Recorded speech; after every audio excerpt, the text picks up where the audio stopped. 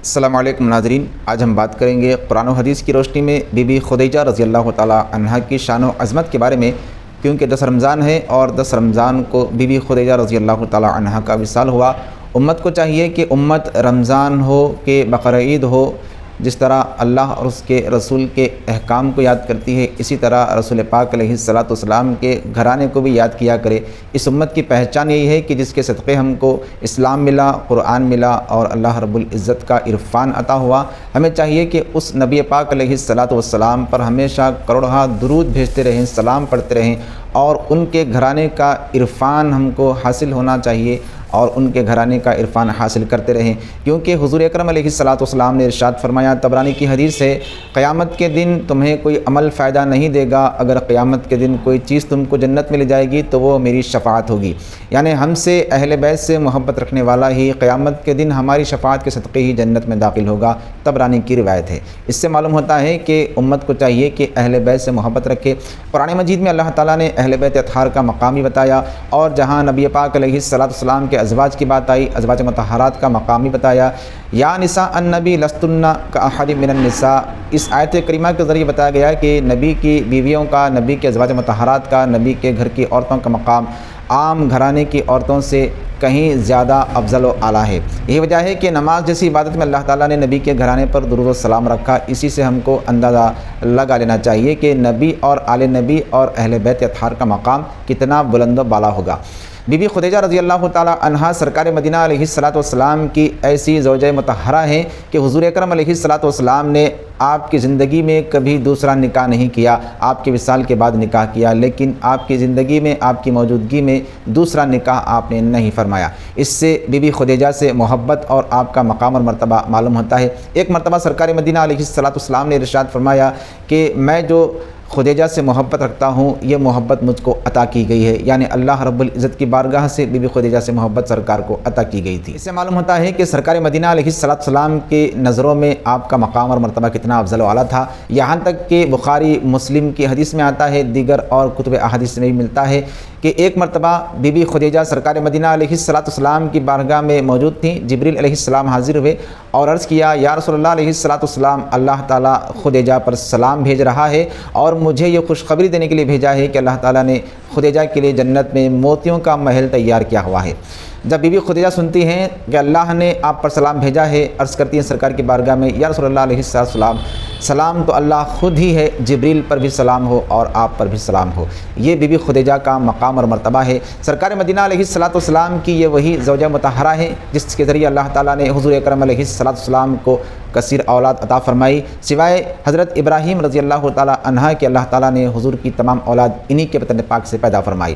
یہ be be Khadija کا مقام ہے۔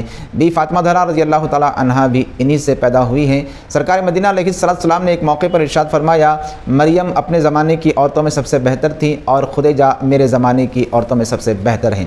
بی بی خدیجہ رضی اللہ تعالیٰ عنہ وہی خاتون ہیں جنہوں نے سب سے پہلے اسلام کا اظہار کیا۔ بی بی خدیجہ رضی اللہ تعالیٰ عنہ وہی خاتون ہیں جب مکے کے لوگوں نے آپ کو تنگ کیا، آپ کو تکالیف دی، اور پھر ایک غار میں پناہ گزین ہونے کا آپ کو موقع ملا تو سرکار مدینہ علیہ الصلاۃ والسلام کے ساتھ جو بنی ہاشم سرکار کا گھرانہ تھا، اس گھرانے کی عورتوں میں بی بی خدیجہ بھی سرکار مدینہ علیہ الصلاۃ والسلام کے ساتھ تھی۔ آپ اتنی غمگسار تھیں کہ حضور صلی اللہ علیہ وآلہ وسلم کے ہر دور میں آپ کے ساتھ رہی، سکھ میں بھی آپ کے ساتھ تھی، دکھ میں بھی آپ کے ساتھ تھی۔